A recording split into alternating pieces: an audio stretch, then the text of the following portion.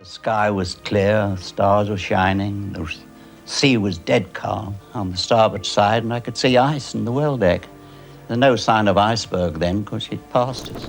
Before he died, a Titanic survivor finally broke decades of silence to reveal what really sank the doomed ship, and it wasn't what history books have told us. Why did he keep this secret hidden for so long, and what made him speak out at last? Stay with us, because his chilling revelation will change everything you thought you knew about Titanic's final hours. The night the sea stopped. The Atlantic that night was unusually calm, as if the sea itself had frozen. Survivors would later describe it as a mill pond, a surface so glassy and still that even the faintest ripple seemed out of place. Above, the sky blazed with a carpet of stars, so brilliant that some said they could almost read their watches by starlight alone. It was the sort of night that seemed too perfect to hold danger, too quiet to hide catastrophe. Yet, within those hours, the greatest maritime tragedy of the 20th century unfolded. Many survivors expected that if the ship had struck an iceberg, they would have heard a violent crash or felt a shattering impact. Instead, there was only a strange pause. Some described it as a faint vibration underfoot, like a distant train passing beneath the earth. Others admitted they noticed nothing at all until they saw crewmen rushing about, their faces tense and voices hushed. How could a vessel of steel, longer than 4 city blocks, collide with a massive block of ice and not create chaos at the very moment of contact? That question haunted the survivors long after. One passenger recalled being in her cabin when the ship shuddered briefly, then continued with a deceptive calm. She assumed it was nothing until a steward knocked on her door minutes later, advising her to put on her lifebelt. Another survivor, resting in the smoking room, reported that his glass barely trembled on the table. If this was the Great Collision, it was unlike anything people expected.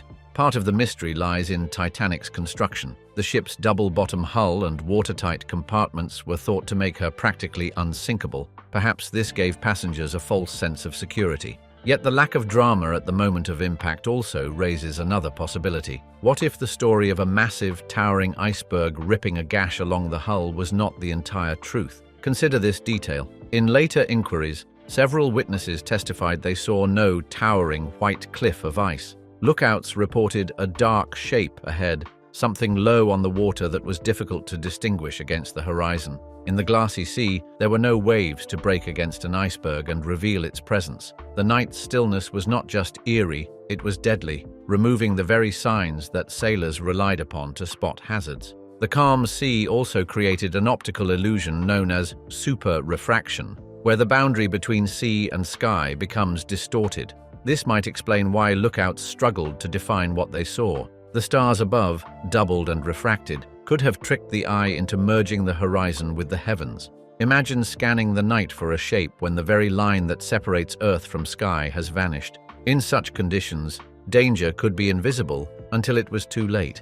Another unsettling aspect of that night was the absence of wind. A ship traveling at speed usually creates a strong breeze on deck, but survivors noted that the air seemed unnaturally still. It was as though Titanic was moving through a void. In this strange atmosphere, voices carried farther, and small sounds seemed amplified. Survivors would later remember the creak of lifeboat pulleys, the splash of oars, and, tragically, the cries of those left in the water. The sudden stop was the first clue that something had gone wrong, yet it failed to create the urgency it should have. Many passengers stayed in their cabins, waiting for further instructions. Some even joked about the inconvenience, believing the mighty liner could never be in real danger. It was only when the ship began to list slightly that whispers turned to fear. By then, precious time had already been lost. If the sea could mask such danger so completely, what else might have been hidden that night? Stay with us to uncover the details. Echoes in the hull. Not everyone on board remembered a peaceful silence. For some, the most haunting memory of that night was not the stillness above deck, but the unsettling noises from deep within Titanic herself. Crew members later spoke of hearing a series of muffled thuds, 4 in total, reverberating through the vessel like heavy doors slamming far away. To men who knew ships, these were not the sounds of ice scraping steel. They were strange, hollow echoes that seemed to come from within the ship's body, as though something deep in her belly had given way. Frank Prentice, an assistant purser with years of experience at sea, gave one of the most vivid accounts. He had been walking the deck when he suddenly felt Titanic quiver, not from a single strike, but in short, separate bursts. Boom, boom, boom, boom, he recalled, measured and dull, like 4 knocks from inside a giant drum. The sound seemed to travel through the deck plates, a vibration more than a crash. This detail set his testimony apart from the official version. If it had been just a glancing blow against ice, why did it feel like multiple internal concussions instead of one solid impact? The strangeness of those noises was amplified by how unevenly they were experienced. Some passengers in the grand salons reported they felt almost nothing, while men working closer to the ship's boilers spoke of clear tremors. It was as though the sound had traveled along specific lines within Titanic's frame, reaching certain ears while bypassing others. Shipbuilders later admitted that large liners often carried vibrations differently depending on where you stood, but 4 distinct booms in succession remained hard to explain. Testimony from the Senate inquiry in Washington highlighted this discrepancy. A fireman named Barrett, who had been on duty in boiler room number 6, swore he heard a thud and then a rushing sound as water entered. Yet officers on the bridge only felt a faint quiver.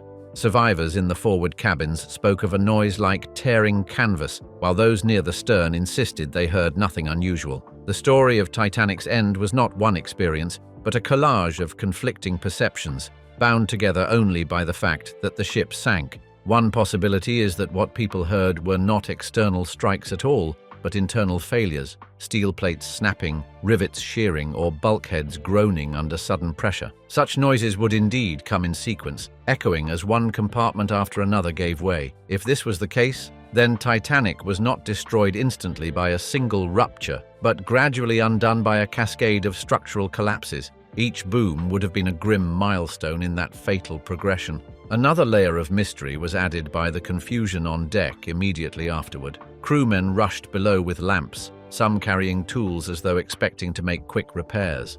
Passengers saw stokers hurrying past without explanation, their blackened faces grim. Yet above, the ship's band continued to play, and officers kept their composure. To many, this suggested that even the crew did not fully understand the nature of the damage. The ship had not been ripped apart by an obvious gash. It was something subtler, harder to diagnose in the critical first minutes. As the night wore on, survivors would recall hearing further noises, groans from the steel, sharp cracks like gunfire as rivets popped, and the eerie rush of water surging behind the walls. Each sound carried a message, though few could interpret it at the time. A mother in her cabin described how the floor beneath her seemed to breathe, swelling and sighing as if alive. A steward later compared it to the noises of a ship straining in a storm, except there was no storm, only calm seas and growing terror. The echoes in the hull became part of Titanic's mystery because they hinted at something more complicated than a simple collision. Were they the sound of compartments flooding, the hull flexing under hidden pressure? Or were they, as some have dared to suggest, evidence of something other than ice at play? The official story has long blamed an iceberg, yet the testimonies of these dull booms, so clearly remembered, refused to fade into silence. If Titanic's doom began with noises from within, what about the lights from without, the strange glimmer seen on the horizon as the ship fought for her life? Come with us to know what comes next. The Phantom Light. Long after Titanic slipped beneath the water, many of those who survived could not forget a haunting image, a distant light on the horizon. Flickering faintly against the black sky, it looked like the beam of a searchlight, too steady to be a star, too close to be a planet. For desperate men and women drifting in lifeboats, it represented hope. A ship was there, they were certain of it. Rescue was near, yet no ship came. Multiple survivors confirmed the sighting. In boat after boat, passengers whispered about the mysterious glow. Some insisted it moved slowly along the horizon, pacing the dying liner. Others thought it stayed fixed, watching from a distance. Whatever its nature, the light seemed real to dozens of eyes. These were not people in panic, but sober witnesses, including officers trained for long nights at sea. Second Officer Charles Lightoller later testified he saw what appeared to be a vessel less than 10 miles away. He even ordered distress rockets fired in its direction. The flares rose, white against the darkness, arcing high before fading. Survivors watched with disbelief as the light did not respond. No answering signal, no turn toward them, no steaming to assist. Instead, it remained on the horizon like a silent observer, the chilling question lingers: who was out there, and why did they not come? For years, the ship most often blamed was the Californian. Commanded by Captain Stanley Lord, she had stopped for the night, hemmed in by ice. Her wireless operator had gone off duty when Titanic's distress calls were sent. Crew members admitted they saw rockets, but Captain Lord dismissed them as company signals. His failure to investigate earned him infamy, yet even his ship's position left doubt. Some calculations placed Californian too far away to be the light survivors saw. That gap opened the door to darker speculation. Could it have been another vessel, one not eager to reveal itself? A ship engaged in illegal activity might have remained silent, unwilling to risk exposure by approaching. Smuggling was not unheard of in those waters, nor was contraband transport. To such a crew, helping Titanic might have meant arrest or confiscation. Better to vanish, leaving thousands to perish. There is also the possibility of mistaken distance. In super-refraction, lights could appear closer than they were, even floating above the horizon in distorted form. A vessel many miles away might have seemed within reach, fooling even seasoned sailors. Survivors in open boats, cold and terrified, clung to the illusion that salvation was only strokes away, yet the ocean remained empty. What makes the phantom light so disturbing is how it deepened betrayal that night. Titanic was not alone in the Atlantic. Distress rockets blazed, voices carried across still water, yet no one came. To those who saw the horizon glow and fade, the knowledge that help was so near, and yet withheld, was more cruel than the ice itself. Decades later, divers exploring the wreck spoke of this same bitter detail. The liner lies where she fell, untouched by rescue. The phantom light remains part of her ghost story, an unanswered riddle shimmering on the edge of history. Who watched Titanic's death throes from afar? Was it simply the Californian, caught in negligence, or a ship that chose silence for reasons more sinister? If a mysterious vessel observed the end of Titanic without acting, could it connect to the more daring theory that the ship itself was not what passengers believed it to be? Come with us to find out more. The Great Switch. What if the ship that left Southampton in April 1912 was not Titanic at all? Among the many theories that have grown in the shadow of the disaster, none is more audacious than the claim that White Star Line deliberately swapped Titanic with her older sister ship, Olympic. To believe it is to accept that the tragedy was not an accident of ice and steel, but a calculated deception born of financial desperation. Olympic, the first of the White Star Line's grand trio, was launched a year earlier than Titanic. She was nearly identical in appearance, a marvel of engineering and luxury. Yet, Olympic's early career was marred by misfortune. In September 1911, she collided with HMS Hawke, a Royal Navy cruiser. The accident tore open her hull, damaged her propeller shaft, and raised questions about her seaworthiness. Crucially, insurers refused to cover the full cost of repairs, leaving White Star Line with a financial wound it could not easily heal.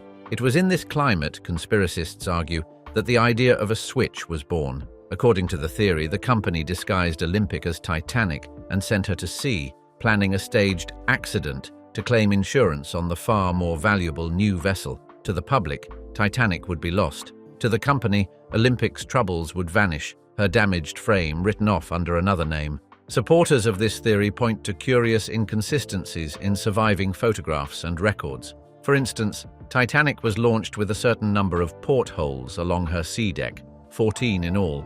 Yet in some photographs of the ship preparing for her maiden voyage, there appear to be 16, matching Olympic's arrangement instead. Such details may seem trivial, but for those who study ship design, they are the fingerprints of identity. Other clues lie in interior layouts. Some who toured Titanic before sailing swore that certain corridors and promenades did not match what they expected from the ship's plans. A few claimed the flooring and paneling looked older than a brand new liner should, as though they had been refurbished rather than freshly built. In conspiratorial circles, these discrepancies are treated as evidence that passengers stepped aboard Olympic in disguise, not Titanic in her youth. The heart of the argument, however, is motive. White Star Line was locked in fierce competition with Cunard, whose ships, Lusitania and Mauretania, had already set records and captured the public's imagination. A financial blow from the Olympic accident threatened not just profits, but the company's very survival.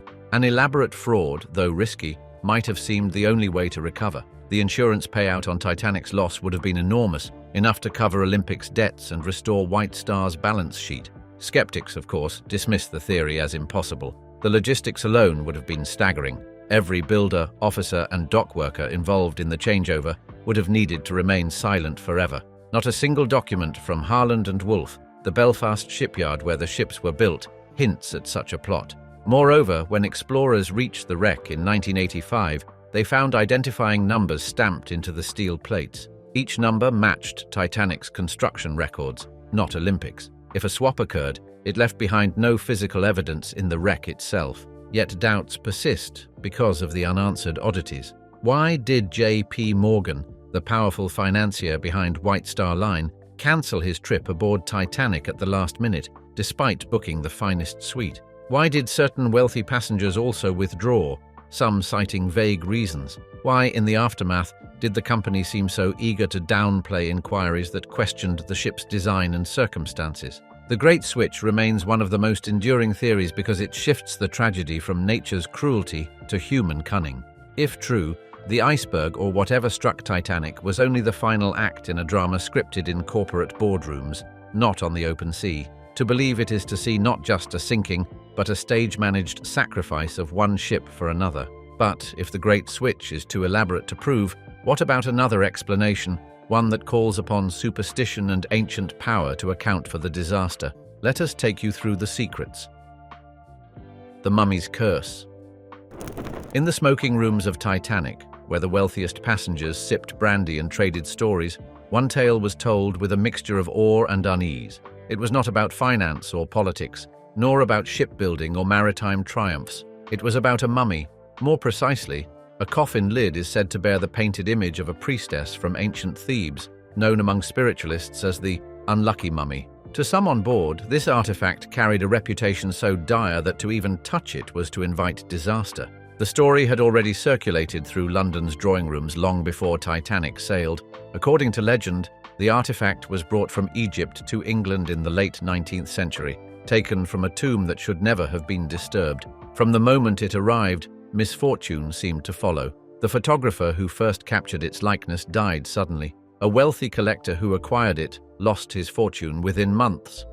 A journalist who wrote of its history perished under mysterious circumstances. At the British Museum, where the artifact was later housed, night watchmen swore they heard cries echoing through the halls, though the display case was empty. By 1912, the mummy's story had grown into a full-fledged curse. Theosophists, spiritualists, and society women spoke of its malevolent aura. One rumor even suggested that the artifact was being transported to New York for a private collection hidden in the hold of the grand new liner Titanic. Whether whispered among first-class salons or scrawled in less polite newspapers, the tale spread quickly after the ship went down. Survivors recalled conversations about it on board, though none could confirm seeing it with their own eyes. The man most often linked to the legend was William T. Stead, a respected British journalist and spiritualist. Stead had long been fascinated by stories of curses and supernatural justice. In Titanic's drawing room, he is said to have entertained fellow passengers with the tale of the mummy's wrath, warning them of its trail of misfortune. When he later perished in the sinking, the connection was too eerie for some to ignore. To believers, his death was not coincidence, but confirmation. Yet the facts tell a different story. The so-called unlucky mummy never left the British Museum. Records confirm that the artifact remained in London, where it still rests today. The lid was never aboard Titanic, nor was any Egyptian relic listed on the ship's cargo manifest. Museum officials grew so frustrated by the persistent rumor that they eventually issued statements to debunk it. Still, the legend proved unstoppable, gaining strength precisely because of its denials. What is striking is not whether the mummy was on board, it was not, but why so many people embraced the idea. In times of disaster, rational explanations often seem inadequate. The iceberg, the engineering flaws, the human errors, these might explain mechanics, but they do not soothe grief or account for a sense of cosmic injustice. A curse, however, offered a grander, darker story, the pride of man punished by ancient power. This was not the first time Egyptian relics were blamed for catastrophe. In Victorian England, tales of cursed artifacts were commonplace. Tomb robbers who fell ill were said to be struck down by priests long dead. Museum visitors who suffered accidents were linked to relics they had touched. The British Empire's fascination with Egypt fed both scholarship and superstition, and Titanic's tragedy became the ultimate canvas for such fears. For decades, newspapers revived the mummy's curse whenever Titanic was remembered. Some even claimed that fragments of Egyptian relics had been smuggled aboard by collectors, creating space for the rumor to survive in shadow. The more time passed, the less it mattered whether the story was true. The curse had become part of Titanic's folklore, a symbol of how humans look to the supernatural when faced with loss on an unimaginable scale. The mummy's tale, though disproven, lingers because it speaks to something deeper than history. It reflects the way people sought meaning in a night of chaos. A coffin lid in London was never on the Titanic, but in the minds of those who needed answers, it might as well have been. But if curses offered one explanation, another thread pointed in a far more earthly direction toward men of immense wealth and influence who made decisions from boardrooms, not tombs. What secrets lay behind J.P. Morgan's sudden refusal to sail? Stay with us as we reveal everything. Morgan's last-minute escape. The list of passengers who booked tickets on Titanic reads like a catalogue of the powerful and the privileged. Aristocrats, industrialists, bankers, and heirs to fortunes filled the ship's finest suites. Yet, among all the notable names, one absence stood out above the rest. John Pierpont Morgan, the financier whose vast empire controlled not only railroads and steel, but also the very company that owned Titanic. He had reserved a lavish suite on the maiden voyage, complete with a private promenade and his personal valet. His luggage had even been delivered to the docks. And yet, at the very last moment, he did not board. Morgan's explanation was surprisingly ordinary. He was said to be in poor health, choosing instead to remain in France and visit a spa with his mistress. But to conspiracy-minded observers, this was far too convenient. How could the man most responsible for Titanic's creation, who had secured the best rooms on the ship, casually abandon the voyage he had long planned to take? Theories quickly blossomed that he had known something the others did not. Adding fuel to suspicion was the profile of several other wealthy men who did sail. Among them were John Jacob Astor IV, one of the richest men in the world, Benjamin Guggenheim, and Isidor Straus, co-owner of Macy's. These men were not just titans of wealth. They were also reported to be opponents of plans for a centralized American banking system. At the time, discussions about creating what would become the Federal Reserve were already stirring controversy. The idea of consolidating financial power into one institution had fierce critics, many of them powerful figures in business and politics. Morgan, by contrast, was one of the strongest backers of such a plan. He had long argued for stability through centralized banking, and his influence over Wall Street was already unmatched. When the Titanic went down, the men who might have resisted such a system perished, while the man who supported it remained comfortably on land. To those who believe in hidden designs behind history, the coincidence was simply too sharp to ignore. The narrative takes on an even more shadowed cast when considering Morgan's broader reputation. He was no stranger to manipulation or secrecy. In 1907, during a financial panic, he had effectively acted as America's central bank himself, summoning bankers to his library in New York and dictating the terms that would prevent collapse. That single act cemented his image as a man who could bend nations to his will. If such a figure chose to step off Titanic, skeptics argued, it could hardly be due to a casual change of plans. Newspaper reports from the time deepened the mystery. Some noted that Morgan had ordered valuable art objects removed from the ship before it sailed. Why withdraw his treasures if he had no reason to suspect danger? Others pointed out that he had cancelled not just Titanic, but other Atlantic crossings around the same period,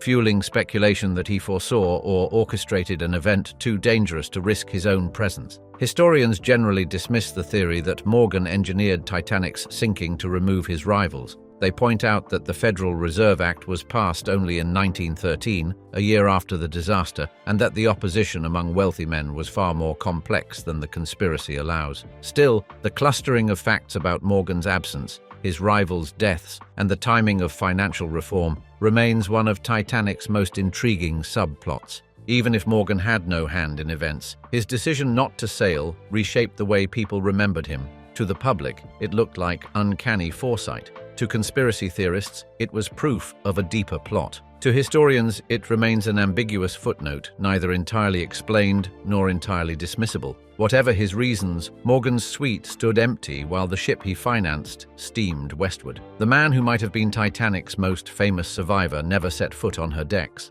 Instead, his absence left room for rumor, suspicion, and the enduring question of what he knew and when he knew it. Could it be that the ocean and sky created illusions so powerful that they concealed the very danger ahead? Let us tell you.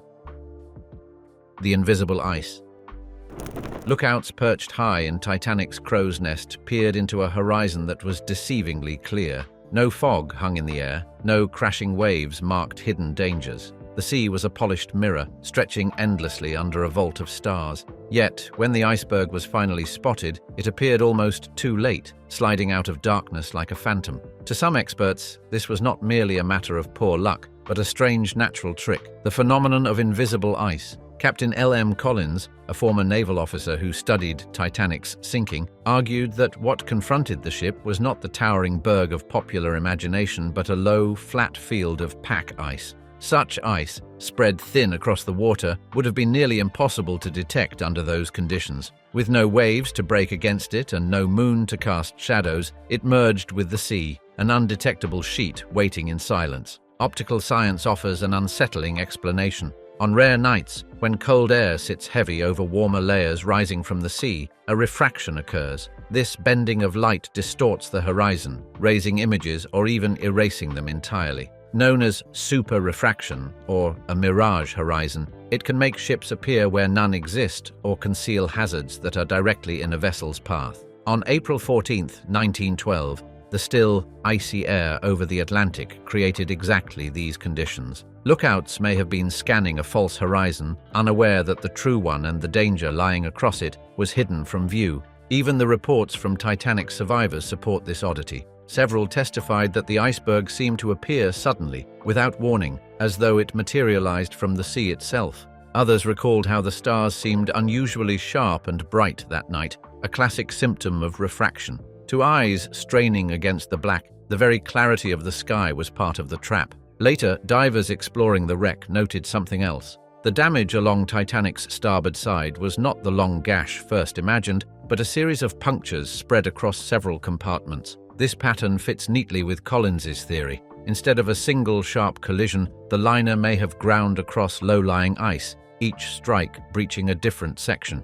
No mountain of ice was required, only a silent field of frozen slabs blending perfectly into the horizon. If the sea and sky could conspire to hide ice itself, then was the real killer truly what lay beneath the waves, or was it something that burned within the ship long before she set sail? Come with us to know. Inferno below deck. Long before Titanic struck anything on the surface of the Atlantic, a silent danger may already have been smoldering deep inside her hull. Hidden in one of the coal bunkers, stokers battled a fire that had been burning for days, perhaps even before she left Belfast. Few passengers knew it, but below deck men shoveled furiously, not just to feed the boilers, but to keep the flames from spreading. Coal bunker fires were not rare. Spontaneous combustion could ignite packed coal, and once lit, the blaze was almost impossible to extinguish at sea. On Titanic, the timing was catastrophic. Reports suggested the fire lay along the starboard side, the very area later torn open. Prolonged heat may have weakened steel bulkheads, turning them brittle. When the strike came, the hull may not have been the fortress passengers believed, but a fragile shell ready to fail. Photographs before departure add to suspicion. In some images, a dark mark appears on the hull near the waterline, roughly where the fire was said to burn. At the time, it drew no comment, but later, analysts claimed it was heat damage. If true, Titanic sailed with a wound already forming, invisible to those boarding at Southampton. Testimony strengthens the case. Fireman Frederick Barrett later admitted men were ordered to shovel coal from the burning bunker into the furnaces, essentially feeding the blaze. In the process, Titanic's speed may have been pushed higher than prudent. Despite repeated ice warnings, efforts to control the fire could have driven her faster into danger. Skeptics argue the fire alone could not sink the ship, yet even they concede it may have contributed to weakening her defenses and shaping fatal choices. In this view, Titanic's end was not one mistake, but a deadly chain. Fire below, illusions above, and human confidence in between. Which part of this survivor's shocking confession about the Titanic's sinking do you find the most compelling? Share your thoughts with us in the comments below.